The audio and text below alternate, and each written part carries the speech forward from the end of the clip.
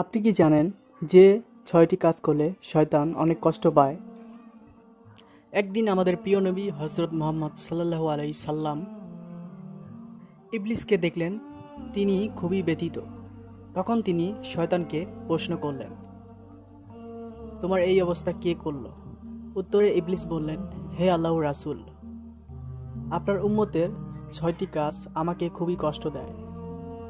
যখন একে অপরের সাথে সাক্ষাৎ হলে সালাম আদান-প্রদান করে, তারপর যখন তারা মুসাফা করে এবং আশা করে যে কোনো কাজ করব, যখন কোনো কাজ করবে বলে আশা রাখে এবং পূর্বে ইনশাআল্লাহ বলে, গুনাহ করার পর মহান রব্বুল আলামিনের কাছে তওবা করে, যখন কোনো মানুষ কোনো কাজ করার আগে আপনার দুরূদ পড়ে এবং পূর্বে বিসমিল্লাহ বলে।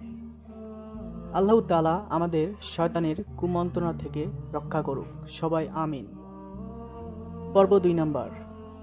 আপনি কি জানেন নবীজি কোন 3টি খাবার খেতে বেশি পছন্দ করতেন? তা জানার আগে আপনি যদি নবীজিকে ভালোবাসেন, ভিডিওটি একটি লাইক, চ্যানেলটি সাবস্ক্রাইব করুন।